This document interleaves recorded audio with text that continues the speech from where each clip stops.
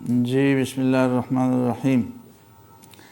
عن انس رضی اللہ عنہ قال سمعت رسول اللہ صلی اللہ علیہ وسلم قال اللہ تبارک وتعالی یا ابن آدم انک ما دعوتنی ورجوتنی غفرت لک على ما كان فيك ولا أبالي. يا ابن آدم لو بلغت ذنوبك عنان السماء ثم استغفرتني غفرت لك ولا أبالي. يا ابن آدم إنك لو أتيتني بقراب الأرض خطايا ثم لقيتني لا تشرك بي شيئا لأتيتك بقرابها مغفرة. رواه الترمذی. یہ اربعین نووی کی آخری حدیث ہے. اس کا ترجمہ کرتے ہیں تو پھر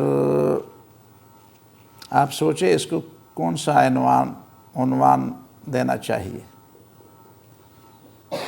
حضرت انس رضی اللہ تعالیٰ عنہ کی روایت ہے کہ میں نے رسول اللہ صلی اللہ علیہ وسلم کو یہ فرماتے سنا کہ اللہ تعالیٰ فرماتا ہے، یعنی حدیث قدسی ہے، یا ابن آدم، اے آدم کے بچے، یعنی یا بنی آدم، اے انسان، اے آدم کی اولاد، انک ما دعوتنی ورجوتنی غفرت لک.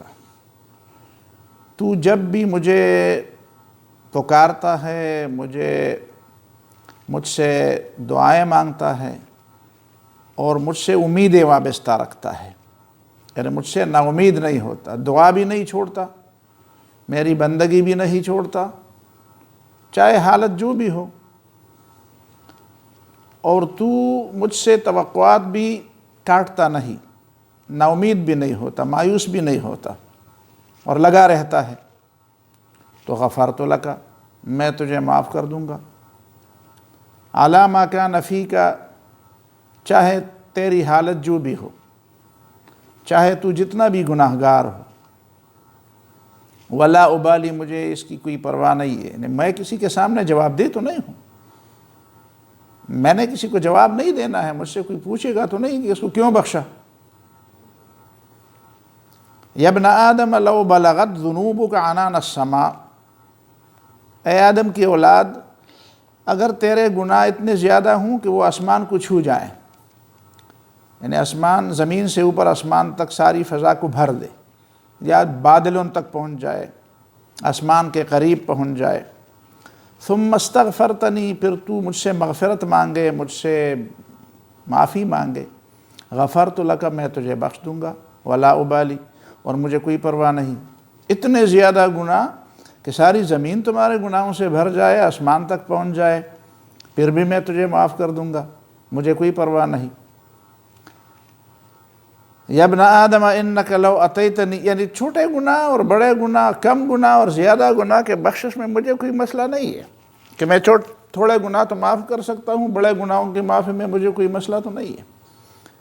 میرے لیے تو برابر ہے، کم گناہ یا زیادہ گناہ، بخشنے میں تو مجھے کوئی مسئلہ نہیں. یا ابن آدم انک لو اتیتنی بقراب الارض خطایا، آدم کی اولاد، اگر تو میرے سامنے اس حالت میں آ جائے کہ تمہارے گناہ ساری زمین کو بھر چکے ہیں، تمہارے گناہوں نے ساری زمین کو بھر دی ہو، ثم لقیتنی، اور تم مجھ سے ملے ایسی حالت میں لا تشرک بی شیئا، کہ تو میرے ساتھ کسی چیز کو شریک نہیں کرتا ہے، تم شرک سے پاک ہو، لأتیتک بقرابها مغفرۃ، تو میں اتنی بھری ہوئی زمین تجھے مغفرت کی دے دوں گا، جتنے تمہارے گناہ زیادہ ہوں گے اتنی میری مغفرت زیادہ ہوگی. اب آپ بتائیں کہ اس حدیث کو کون سا عنوان دے دے؟ دو عنوان ہو سکتے ہیں. ایک عنوان یہ ہے کہ اس کو ہم ایک ٹاپک کے طور پر لے لیں اور ہم اس کو عنوان دے دیں کہ اللہ تعالیٰ کی مغفرت کی وسعت، اللہ تعالیٰ کی مغفرت کتنی وسیع ہے. ایک یہ عنوان بھی ہو سکتا ہے، اور ایک اس کا یہ عنوان بھی ہو سکتا ہے کہ ہم اس کو یہ عنوان دے دیں کہ شرک کتنے خطرناک چیز ہے، اللہ تعالیٰ کی اتنی بڑی مغفرت اور شرک اس کے راستے میں رکاوٹ. تو یہ دونوں باتیں ہو سکتی ہیں. اگرچہ کتاب کے اختتام کے حوالے سے تو یہ پہلے والا ٹاپک رکھنا زیادہ مناسب ہے کہ دیکھو جب اتنی 42 حدیث ہم نے پڑھی ہیں، سنی ہے، اس پہ غور کیا ہے، فکر کیا، اس کو وقت دیا ہے، تو ظاہر ہے کہ اللہ تعالیٰ کی طرف سے آخر میں کوئی انعام تو ملے گا نا۔ تو اس میں یہ پہلے والا ٹاپک کی زیادہ، اور ہم اسی پر بات کریں گے، آخر میں وہ آخری بات پر بھی تھوڑی سی بات کر لیں گے۔ یہ بنیادی بات ہوئی۔ ایک حدیث ہے حضرت جابر بن عبداللہ رضی اللہ تعالیٰ عنہ کی، مستدرک حاکم میں ہے، کہ جابر رضی اللہ تعالیٰ عنہ کہتے ہیں کہ میں نبی صلی اللہ علیہ وسلم کی خدمت پہ حاضر تھا، اتنے میں ایک شخص آیا، اور آتے ہی نبی صلی اللہ علیہ وسلم کے سامنے اس نے دہائی دینے شروع کر دی، وا ذنوبا، ہائے میرے گناہ، مطلب ہے میرے بہت بڑے گناہ ہیں، اور نبی صلی اللہ علیہ وسلم کے سامنے اسی لیے کہتے ہیں کہ نبی صلی اللہ علیہ وسلم کچھ دعا کر لے کہ میری مغفرت ہو جائے، اور میں کوئی اتنا اچھا آدمی تو نہیں ہوں، لیکن ظاہر ہے کہ جب نبی موجود ہے تو نبی میرے لیے مغفرت کوئی راستہ تو بتا دیں گے نا، اللہ تعالیٰ کی طرف سے رسول ہے تو کوئی راستہ تو بتا دیں گے۔ تو وہ اپنے گناہوں کی دہائی دے رہے، وا ذنوبا وا ذنوبا۔ نبی صلی اللہ علیہ وسلم نے فرمایا اس طرح کرو، چپ ہو جاؤ، تو چپ ہوا۔ تو نبی صلی اللہ علیہ وسلم نے اس کو نصیحت کی، تلقین کی کہ پڑھو اللہم مغفرتک اوسع من ذنوبی، اے میرے مولا تیری مغفرت میرے گناہوں سے زیادہ وسیع ہے۔ ظاہر ہے گناہ اتنے تو وسیع نہیں ہو سکتے کہ مغفرت جتنی وسیع ہے، مغفرت تو اللہ تعالیٰ کی صفت ہے نا، تو مغفرت تو زیادہ وسیع ہے، سارے انسانوں کے گناہوں سے زیادہ وسیع ہے۔ وَرَحْمَتُكَ أَرْجَى عِنْدِي مِنْ عَمَلِي، اور تیری رحمت زیادہ امید والی چیز ہے میرے عمل کی نسبت۔ میرا اگر تھوڑا بہت نیک عمل ہوگا تو اس میں سے وہ مجھے اتنی پر امید نہیں بنا سکتا وہ عمل، جتنا پر امید مجھے تیری رحمت بنا سکتی ہے۔ اللہ تعالیٰ کی رحمت زیادہ ارجا، زیادہ پر امید بنانے والا ہے، یعنی میں اپنے تھوڑے نیک اعمال کی وجہ سے پر امید نہیں ہوں کہ مجھے بخشا جائے گا، بلکہ میں تیری رحمت کی وسعت کی وجہ سے پر امید ہوں۔ تو اس نے یہ کلمات پڑھ لی، وہ عرب تھا، وہ جانتا تھا کہ اس کا مطلب کیا ہے، ہمیں تو ترجمہ کرنا پڑتا ہے، وہ تو ترجمے سے مطلب عام سادہ بات تھی، بس پڑھ لیا۔ اور ظاہر ہے کہ اس نے دل سے پڑھ لیا کہ جب نبی صلی اللہ علیہ وسلم کے سامنے اس نے اپنے گناہوں کے بارے میں بتایا بھی، اور پھر نبی صلی اللہ علیہ وسلم نے ان کو تلقین بھی کی کہ یہ کلمات پڑھ لو، تو ظاہر ہے کہ اس نے دل سے پڑھے۔ تو پھر نبی صلی اللہ علیہ وسلم نے فرمایا پھر پڑھو، دوبارہ پڑھ لو، تو دوبارہ پڑھ لیے۔ تو پھر نبی صلی اللہ علیہ وسلم نے فرمایا جا، اللہ تعالیٰ نے تیری مغفرت کر دی۔ وحی کے ذریعے پتہ چلا، ظاہر ہے کہ نبی صلی اللہ علیہ وسلم تو وحی سے، اللہ تعالیٰ کی مشیت کے بارے میں تو وحی کے بغیر پتہ نہیں چلتا۔ تو یہ حدیث بھی اس حدیث کی تشریح کرتی ہے کہ اللہ تعالیٰ کی رحمت کتنی وسیع اور کتنی وہ زیادہ ہے۔ دراصل اس میں بنیادی بات یہ ہے گویا کہ حقیقت میں ان دونوں باتوں کو ملا کر اللہ تعالیٰ کی رحمت کی وسعت اور شرک کی خطرناکی، دونوں باتوں کو اگر ہم ملائیں گے تو دو جملوں میں بات آسان ہو جائے گی کہ ایک ہے معاملہ وفادار مومن کا اور باشعور مومن کا۔ شعوری مومن جو ہوتا ہے اسی کے ساتھ ایک قسم کا معاملہ ہوتا ہے، جو شعوری مومن ہوتا ہے اور وفادار ہوتا ہے۔ تو گویا کہ مومن شعوری ہوتا ہے تو وہ وفادار ہوتا ہے۔ اب وفادار مومن ہے، اس سے کوئی بھول چوک، کوئی غلطی تو ہو جاتی ہے، انسان ہے، تو اس کے ساتھ اسی طرح رحمت کا معاملہ کیا جاتا ہے۔ کافر جو ہے وہ در حقیقت باغی ہے، تو باغی جو ہوتا ہے کسی نظام کا، کسی ملک کا، کسی ریاست کا جو باغی ہوتا ہے، بنیادی طور پر وہ اس کو مانتا ہی نہیں ہے۔ تو اگر وہ نیکیاں بھی کر لے تھوڑی بہت تو اس کی نیکیاں کچھ بھی نہیں۔ مثال کے طور پر ایک آدمی ریاست کا باغی ہے، اس کو پکڑا جاتا ہے تو وہ یہ نہیں کہتا یار میں نے تو لوگوں کو پانی پلایا، میں نے تو یہ چیز بنائی، میں نے تو کہتے یار تو بنیادی نہیں مانتا، تو تمہارا یہ کام کیسے ہے؟ پھر یہ تم نے کیوں کیا؟ تو تم نے دھوکے کے لیے کیے۔ جب تو کسی بنیادی بات کو مانتا ہی نہیں ہے تو تم نے پھر یہ چیزیں کیوں کی؟ ظاہر ہے کہ اپنے آپ کو بچانے کے لیے کوئی بہانہ تم نے بنانا تھا، اصل حقیقت میں تم نے خدا کے لیے نہیں کی ہے یہ کام۔ تو یہ بنیادی بات ہوئی کہ مومن وفادار جو ہوتا ہے اس کی اللہ تعالیٰ مغفرت فرما دیتا ہے، اس لیے کہ بنیادی طور پر وہ باغی نہیں ہے۔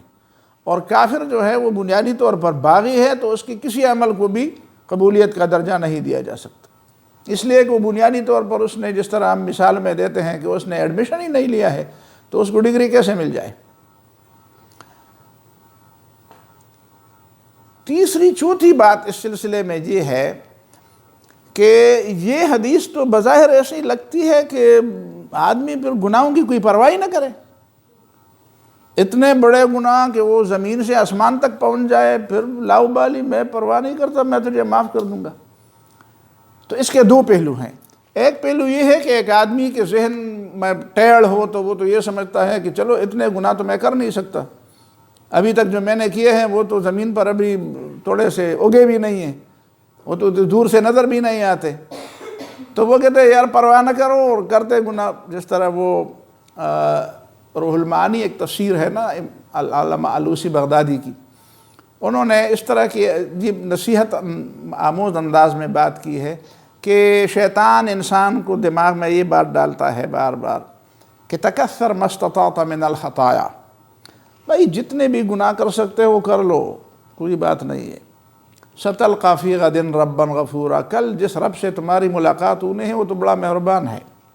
تعد ندامۃ ایدیک مما ترکت مخافۃ ذنبا سرورا، پھر تم لوگوں کو دیکھو گے کہ انہوں نے گناہ بھی کیے اور یہاں بخشے بھی گئے، تو تم کہتے اوہ میں نے ویسے اپنے آپ کو شیخ بنایا تھا، میں نے ویسے اپنے آپ کو اتنا گناہوں سے روکا تھا اور اپنے آپ کو گلے سے پکڑا تھا، ہاں تو وہ تو گناہ بھی کرتے رہے اور دیکھو اللہ تعالیٰ نے ان کی مغفرت بھی کر دی۔ تو شیطان لوگوں کو یہ اللہ تعالیٰ کے بغاوت پر جری کرتا ہے، جرأت دلاتا ہے، اللہ تعالیٰ سے بغاوت پر اس کو لوگوں کو جرأت دلاتا ہے۔ پھر وہ دوسرے انداز سے بات کرتے ہیں کہ تصل الذنوب الی الذنوب وترتجی یا ناظرا ترنو بعین راقدی، اے دیکھنے والے تو سوئے ہوئے لوگوں کی آنکھوں سے دیکھتا ہے۔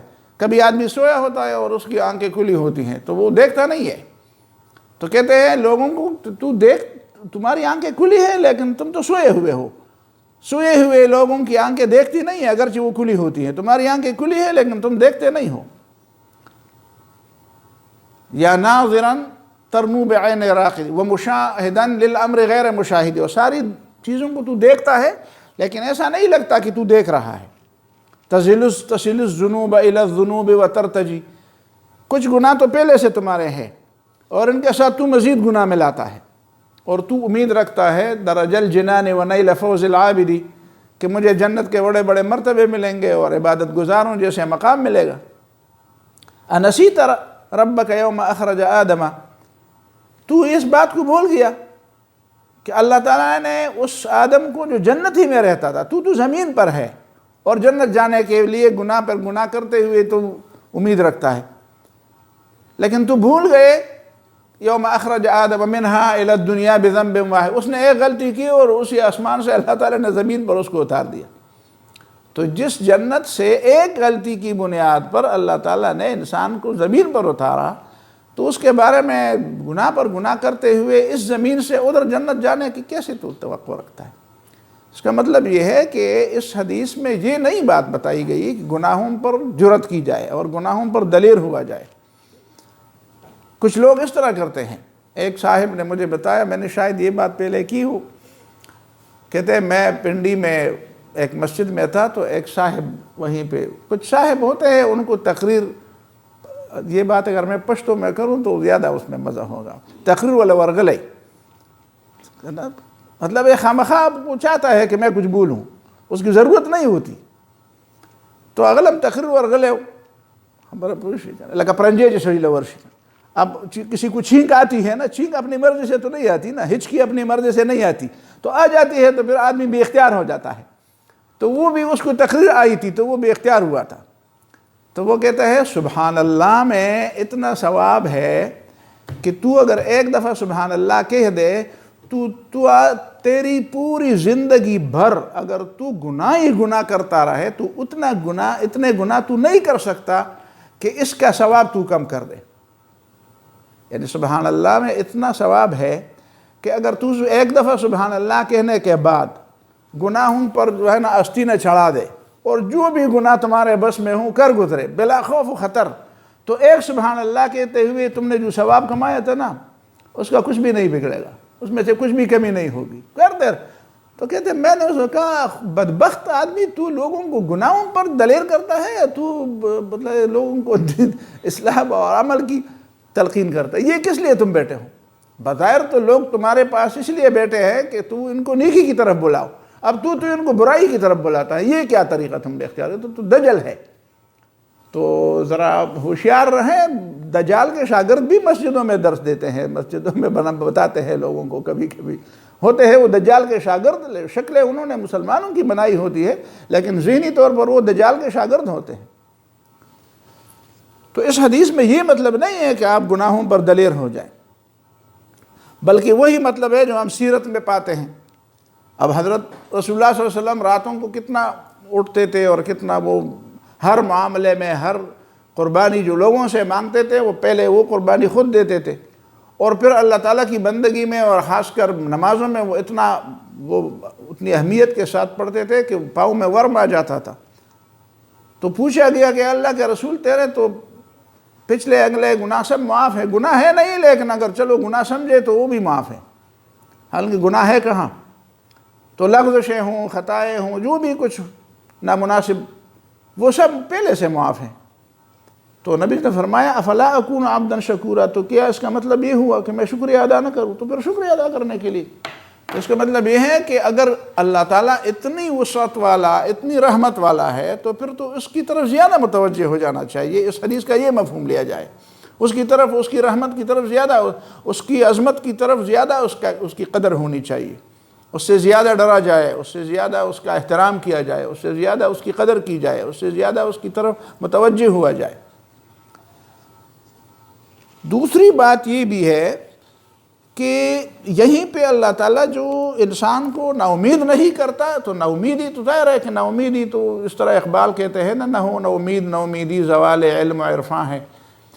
نا امیدی سے تو انسان کا علم جو ہے نا وہ زخمی ہو جاتا ہے، یا اس کو گن لگ جاتی ہے، اس پہ زوال آ جاتا ہے۔ نا امیدی جو ہے، امید ہی مرد مومن ہے خدا کے رازدانوں میں۔ جو اللہ تعالیٰ کا مومن بندہ ہوتا ہے وہ تو اللہ تعالیٰ سے نا امید کبھی نہیں ہوتا۔ انہ لا یأس من روح اللہ الا القوم الکافرون الا القوم الخاسرون، خسارے میں رہنے والے، کفر کرنے والے اللہ تعالیٰ کی رحمت سے نا امید ہوتے ہیں، مایوس ہوتے ہیں۔ تو اور جو مایوس ہوتا ہے تو پھر تو کسی گناہ سے بھی منہ نہیں موڑتا، کہتے ہیں ویسے بھی میں نے جہنم میں جانا ہے تو یہ بھی کر گزرو تو کیا ہو جائے گا، وہ جو 99 قتل کیے تھے وہ 100 قتل کیوں کیا؟ اسی لیے تو کیا، وہ مفتی کو قتل کر دیا، وہ جو بزرگ تھا اس کو قتل کر دیا۔ وہ کہتے کہ تو پکلا 100 کی، چلو 100 پورے کر، کیا 99 گناؤں گا؟ تو وہ مزید جری ہو گیا جب اسے پتہ چلا کہ نہیں معاف ہوگا، نہیں معاف ہوگا تو پھر کیا ہوا؟ وہ جب ہم بچے تھے نا تو کوئی کھیل کھیلتے تھے ہم، منگ بھائی سارے پٹول ہوتے تھے، چاپ سر لگے تو زمان پرواہ نہیں تھا، ماں بشیدہ سی وشتہ، مجھے سارے پٹول، پھر تو وہ کہتا ہے کہ سارے پٹول ہو، مطلب کہ جس کے سر پہ لگ گیا مجھے کیا پرواہ۔ تو اس میں یہ بنیادی چیز ہے کہ نا امیدی سے لوگوں کو نکالتا ہے، ٹھیک ہے؟ تو یہ بنیادی بات ہے اس میں۔ اسی طرح پھر اس میں توبے کی بھی بات ہے، ثم استغفرتنی ثم استغفرتنی غفرت لک، پھر تو نے مجھ سے معافی مانگتا ہے تو میں تجھے معاف کر دوں گا۔ دیکھیں نا، گناہوں کے معافی کے لیے گویا کہ 3 بنیادی چیزیں ہیں۔ ایک بات اللہ تعالیٰ کی جانب میں ہے اور 2 باتیں انسان کی جانب میں ہے۔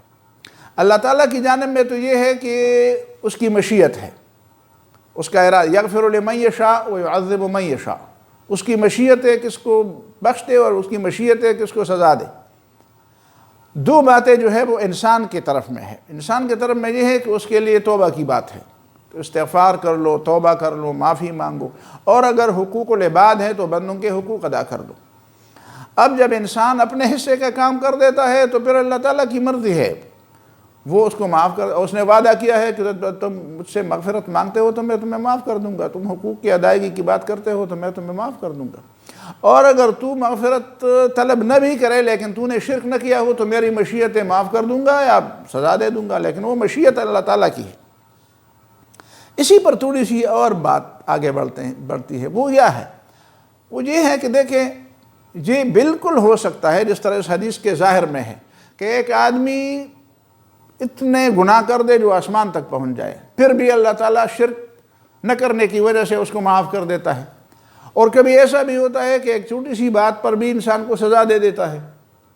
حدیث میں یہ باتیں تو آپ نے پڑھی ہیں، قرآن میں بھی یہی باتیں ہیں، لیکن غیبت پر سزا ہے، چغلی پر سزا ہے، امر بالمعروف نہی عن المنکر نہ کرنے پر سزا ہے، سود پر سزا ہے، کتنے بھی سزائیں ہیں، بے شمار گناہوں پر کتنی سزائیں ہیں۔ تو یہ دونوں باتیں ہوں گی قیامت کے دن۔ ایسے لوگ بھی ہوں گے جنہوں نے بہت بڑے بڑے گناہ کیے ہوں گے اور ان کی مغفرت ہو جائے گی کوئی سزا ملے بغیر، اور ایسے لوگ بھی ہوں گے جنہوں نے گناہ کیے ہوں گے تو ایک ایک گناہ میں وہ پکڑے بھی جائیں گے پھر۔ تو اس کا مطلب یہ ہے کہ یہ چیز اور یہ معاملہ اندھادھند تو نہیں ہوگا، جس طرح دنیا میں کبھی چوپٹ راج اور اندھیر نگری تھی، ایسی بات تو نہیں ہوگی۔ اللہ تعالیٰ تو علیم بھی ہے، حکیم بھی ہے۔ اب یہ نقطہ سمجھنے کا ہے کہ دیکھیں اللہ تعالیٰ کی یہ بندربان تو نہیں ہے کہ چلو تو ادھر ہو۔ پرانے زمانے میں کہتے ہیں کہ کوئی جج تھا یا کوئی قاضی تھا یا کوئی بادشاہ تھا، کوئی نواب تھا، جو بھی تھا، تو کہتے ہیں وہ ان پڑھ تھا تو لوگوں کے مسائل جو ہے وہ ہوتے تھے، ان کی فائلیں بنتی تھی، تو وہ جو ان کے سیکرٹری ویکٹری ہوتے تھے وہ فائلیں لا کر اس کے میز پر رکھ دیتے تھے۔ اس کی جب مرضی ہو جاتی تھی تو کہتے ہیں کہ بس ایک فائل اٹھا کر، اس کو پتہ نہیں تھا کہ اس فائل میں کیا لکھا ہوا ہے، کہتے ہیں وہ اس میز پر رکھ دو، یہ منظور، اور دوسرے فائل اٹھاتے تھے وہ کہتے پھینک دیتے وہ کہ نامنظور۔ وہ منظور کو منظور کہتا تھا نا، مطلب ہے کہ وہ تلفظ بھی اس کی ٹھیک نہیں تھی، منظور اور نامنظور۔ تو بس وہ فائلیں اٹھا کر ان کو کہتے ہیں کہ بس مزے ہے تمہارے، جاؤ، سب کچھ مل گیا، معافی بھی ہو گئی، جو بھی کس نے جو بھی مانگا تھا وہ بھی اس کو مل گیا، اور جو نیچے والے تھے وہ نامنظور تھے، وہ کل پھر جب دوبارہ یا دوسری پیشی پر آتے تھے تو وہ پھر ہوتے، تو کبھی ان میں منظور ہوتا، کبھی وہ نامنظور ہو جاتے۔ تو ایسی منظور نامنظور والی باتیں تو نہیں ہے۔ اس کا مطلب یہ ہے کہ ہماری سمجھ میں جو بات آتی ہے وہ صرف اس حد تک ٹھیک ہے کہ اللہ تعالیٰ کی مشیت تو اندھادھند نہیں ہے، اتنی بات تو ہے، وہ تو ہمارا عقیدہ ہے کہ اللہ تعالیٰ کی مشیت اندھادھند نہیں ہے، اس کی حکمت ہے۔ البتہ جو بندہ اتنے بڑے گناہ کرنے کے باوجود معاف ہو جائے گا، اور کچھ بندے ایسے ہوں گے جو چھوٹی چھوٹی باتیں یا چلو ہماری نظر میں چھوٹی ہوں گی، اللہ کی نظر میں چھوٹی نہیں ہوں گی، ان پر پکڑا جائے گا۔ اس میں جو نقطہ سمجھ میں آتا ہے واللہ تعالی عالم، وہ یہ ہے کہ در حقیقت بندے کی کچھ ادا اللہ تعالیٰ کو پسند آ جاتی ہے، اور انسان کو یہ ہونا چاہیے کہ گناہگار تو ہم سب ہیں، تو مغفرت کے ساتھ اللہ تعالیٰ سے معافی مانگنے کے ساتھ ہم کوئی ایکسٹرا آرڈنری کوئی ایسی حرکت کر لے، کوئی ایکسٹرا آرڈنری کوئی ایسا عمل کر لے کہ ہم اپنے علم میں اور اپنے ذہن کے اندر یہ دیکھیں کہ یہ کام اللہ تعالیٰ کو خوش کر دے گا۔ ایک تو معمول کی چیز ہوتی ہے، معمول کی بات ہوتی ہے، ایک معمول سے ہٹ کر اور عام توقعات سے ہٹ کر انسان اگر سوچے کوئی ایسا کام میں کر لوں کہ میں نے وہ کام خدا کے لیے کیا ہو، اور کوئی ایسا کام ہو کہ جو اللہ تعالیٰ کو بس ایسا پسند آ جائے۔ دیکھیں نا، اب ہم دیکھتے ہیں حضرت حاجرہ رضی اللہ تعالیٰ عنہ کی ایک حرکت اللہ تعالیٰ کو پسند آ گئی، سمجھ میں آتی بات۔ جب ابراہیم علیہ السلام نے اس کو ایک بے آب گیا صحرا میں ایک شیرخوار بچے سمیت چھوڑ دیا، تو وہ تو حیران ہو گئی ابتدا میں کہ اِلیٰ مَن تَکِلُنَا، تو کس کے حوالے کر کے ہمیں چھوڑتا ہے۔ اب وہ بات نہیں کرتا، پیچھے نہیں دیکھتا، اس لیے کہ پیچھے دیکھتے ہوئے شاید بچوں پر ترس آ جائے اور خدا کے حکم میں کوئی کمی نہ آ جائے، اب وہ سیدھا دیکھتا ہے۔ تو آخر میں وہ اس کے کندھے پر ہاتھ رکھ کر کہتی ہے اللہ امرک، اللہ نے تمہیں حکم دیا ہے کہ اس طرح کر لو؟ کہتے ہاں اللہ نے مجھے، کہتے چلو جاؤ، اذن لا یضیعنا، پھر اللہ تعالیٰ ہمیں ضائع نہیں کرے گا۔ اب یہ بات اللہ تعالیٰ کو پسند آ گئی، پھر اس کی ایک ایک حرکت اللہ تعالیٰ کو، اب وہ پانی کی طلب میں ادھر گھومتی ہے ادھر گھومتی ہے، اللہ تعالیٰ کو یہ بھی پسند آ گئی، حالانکہ وہ تو ان کی اپنی ضرورت تھی۔ اب صفا اور مروہ کے درمیان جو دوڑ لگاتے ہیں، کیوں لگاتے ہیں؟ اس کی بنیاد کہاں سے آ گئی؟ اور درمیان میں میلین اخضرین کے درمیان ہم تیز چلتے ہیں، دیکھیں نا، ایک جگہ سے دوسری جگہ تک درمیان میں یہ کوئی ایک نشیبی علاقہ تھا جہاں سے ان کو اپنا بچہ نظر نہیں آتا تھا، ادھر چڑھتی تھی تو بچہ نظر آتا تھا، ادھر چڑھتی تھی مروہ پر تو بچہ نظر آ جاتا تھا۔ اسی جگہ پہ جہاں پہ دو سبز وہ لائنیں لگی ہوئی ہیں، لائٹیں آج کل لگی ہوئی ہیں، ان کے درمیان یہ نشیبی جگہ تھی۔ اسی جگہ پہ جب وہ پہنچتی تو ان کو بچہ نظر نہیں آتا تھا، تو یہاں پہ ذرا دوڑ لگاتی. اب اس دوڑ میں اور ادھر سے ادھر دوڑنے میں اس میں تو کوئی دوسری بات نہیں تھی، صرف اپنے اور اپنے بچے کے لیے وہ تلاش میں تھی کہ کوئی دے کے کوئی پانی مل جائے، کوئی قافلہ مل جائے، کوئی کھجور مل جائے، کوئی کھانے کی کوئی چیز مل جائے. اب یہ ادا بھی اللہ تعالیٰ کو پسند آ گئی. تو جب انسان خود اللہ تعالیٰ کی رضا کے حصول کے لیے اپنی طرف سے کوئی ایسا کام کر دے کہ جو اس کی نظر میں یہ ہو کہ خدا کو خوش کرنا ہے، میں اللہ تعالیٰ کو کیسے راضی کر لوں، کیسے اس کو خوش کر لوں، تو شاید یہ ایک ایسی بات ہوگی کہ اسی بات کی وجہ سے اللہ تعالیٰ کو، اور اس کی مثالیں بھی بے شمار ہیں، تو اللہ تعالیٰ اس کے کئی گناہ کو معاف کر دے گا. اور جس بندے نے گناہ پر گناہ کرتے ہوئے اللہ تعالیٰ کو راضی کرنے کے لیے کوئی سوچا ہی نہیں، پوری عمر پوری زندگی اس نے کوئی ایسے کام کے بارے میں سوچا ہی نہیں کہ چلو کیا ہوگا کیا نہیں، وہ دیکھا جائے گا، جب آ جائے گا تو دیکھا جائے گا، وہ اسی میں اس نے زندگی گزاری، تو ظاہر ہے کہ پھر شاید اس ممکن ہے ہماری سمجھ کی حد تک اتنی بات ہو یا اس سے آگے کوئی اور بھی بات ہو. اس لیے کہ اللہ تعالیٰ کی مشیت کے بارے میں تو ہمیں درست بات یہ ہے کہ وہ تو قرآن و سنت کے علاوہ کوئی نہیں سمجھ سکتا کہ اپنی طرف سے کوئی بات اس میں کہہ دے. یہ دو چار باتیں اسی میں. آخری بات جو تھی وہ کیا تھی؟ وہ یہ ہے کہ شرک بڑی خطرناک چیز ہے. سمجھ میں آتی ہے بات؟ شرک بڑی خطرناک چیز ہے، اس لیے کہ شرک جو ہے وہ اللہ تعالیٰ نے فرمایا کبھی میں ان اللہ لا یغفر ان یشرک بہ. اب شرک کی تفصیلات ہیں. اب ہمارے ہاں تو شرک کی تفصیلات میں بھی لوگ جو ہے نا وہ ڈنڈی مارتے ہیں، اپنی طرف سے اپنی مرضی کی باتیں کرتے ہیں. سمجھ میں آتی ہے بات؟ عجیب سے لوگ ہیں، وہ کہتے ہیں کہ شرک کی اتنی قسمیں ہیں اور باقی اس کے، خاص کر شرک فی الحاکمیت، کہ اللہ تعالیٰ ساورن ہے، اللہ تعالیٰ کے ہاتھ میں حاکمیت ہے، اختیارات ہے، خدائی اختیارات ہے، وہ حرام حلال قانون ضابطہ انسانوں کے لیے وہ مقرر کرتا ہے. تو اسی بات کو لوگ بدعت کہتے ہیں اور اپنے آپ کو کہتے ہیں موحد. ہم اللہ تعالیٰ کی توحید کے ماننے والے، توحید کا رٹا لگاتے ہیں. اور جب بات اس بات پر آ جاتی ہے کہ بھئی توحید فی الحاکمیت ہے، اللہ تعالیٰ ہی حاکم ہے، اللہ تعالیٰ ہی کے ہاتھ میں اختیارات ہے، اختیارات بندوں کو اللہ تعالیٰ. اب خلیفہ کا مطلب یہی ہے، خلیفہ کا مطلب یہ ہے کہ میں جس کو پیدا کر رہا ہوں اس کے اپنے اختیارات نہیں ہوں گے، اس کے اختیارات میں حوالہ کروں گا اور پھر میں اس سے پوچھوں گا. تو جو بنیادی چیز ہے اور جو بنیادی بات یہی تھی کہ شیطان کو جنت سے اسی لیے نکالا گیا کہ اس نے اللہ تعالیٰ کے اختیار کو نہیں مانا، حکم کو نہیں مانا. اب اسی بات کو لوگ کہتے ہیں کہ توحید میں یہ بات شامل کرو گے تو یہ بدعت ہے.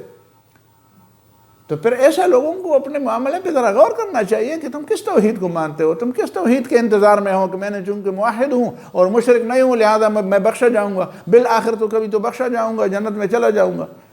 جبکہ تم توحید کے اصل بنیادی نقطے کو تم توحید سے خارج کر دیتے ہو اور ان لوگوں پر بدعتی کا الزام لگاتے ہو، جبکہ پورا قرآن اس سے بھرا پڑا ہے کہ اللہ تعالیٰ کی حاکمیت ہی اصل توحید ہے.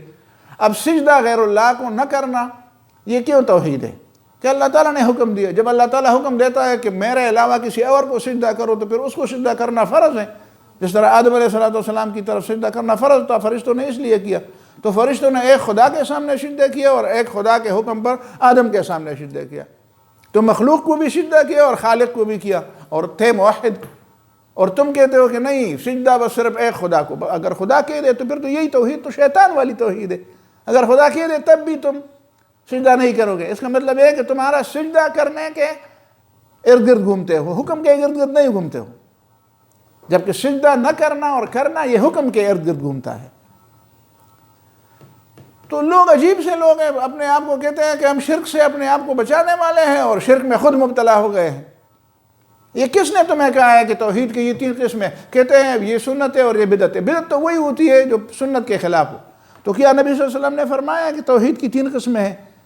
یہ کہتے ہیں توحید کی 3 قسمیں، توحید فی الربوبیت اور پھر الوہیت اور پھر الاسماء والصفات. یہ تو تمہارے لوگوں نے یہ باتیں کی ہے، پیغمبر صلی اللہ علیہ وسلم نے تو نہیں کی ہے. تو تم اپنے لوگوں کو پیغمبر کا درجہ دیتے ہو کہ انہوں نے جو 3 باتیں کی ہیں وہ ٹھیک ہے اور اس کے بعد جو دوسرا چوتھی بات کوئی کرتا ہے تو وہ بدعت کرتا ہے. بدعت تو پیغمبر کی بات پر اپنی طرف سے اضافے کو کہتے ہیں. اب دیکھیں نا کتنا بڑا گناہ کرتے ہوئے، کتنی بڑی جہالت کی بات کرتے ہوئے، کتنی بڑی بے وقوفی کی بات، ناخبری کی بات، قرآن سے بھی بے خبر، حدیث سے بھی بے خبر، خدا کی توحید سے بھی بے خبر، اور کہتے ہیں کہ سب سے بڑھ کر موحد ہم ہیں. تو آخری بات یہ سمجھنی چاہیے کہ ایسا نہ ہو نا کہ ہم شرک کو سمجھے بغیر کہتے ہیں، جس طرح ایک بچہ رٹا تو لگائے، چھوٹا چھوٹا بچہ ہو، رٹا لگایا کہ سانپ بڑی خطرناک چیز ہے، اور جا کر سانپ کو ہاتھ بھی لگائے اور ساتھ چیختے بھی کہ سانپ بڑی خطرناک چیز ہے۔ سانپ خطرناک چیز ہے، اس کا رٹا بھی لگاؤ اور سانپ کے ساتھ کھیلو بھی۔ سمجھ میں آتی ہے بات؟ تو یہ نہیں ہونا چاہیے، ٹھیک ہے جی۔ تو یہ آخری حدیث تھی۔ اللہ تعالی ہم سے ہماری اس جدوجہد اور کاوش کو قبول فرمائے، اسے ہمارے آخرت کے لیے ذخیرہ بنا دے، ہمارے گناہوں کی مغفرت کا ذریعہ بنا دے، ہمیں اس کو مزید سمجھنے اور اس پہ عمل کرنے کی اللہ تعالی ہمیں توفیق دے، اور اللہ تعالی ہمارے علم، عمل اور کردار میں برکت عطا فرمائے، اور اخلاص میں بھی برکت عطا فرمائے، اور نیتوں کی تصحیح فرمائے۔ ربنا تقبل منا انک انت السمیع العلیم وتب علینا انک انت التواب الرحیم۔ جزاکم اللہ خیر۔ السلام علیکم ورحمۃ اللہ وبرکاتہ۔ شکرا۔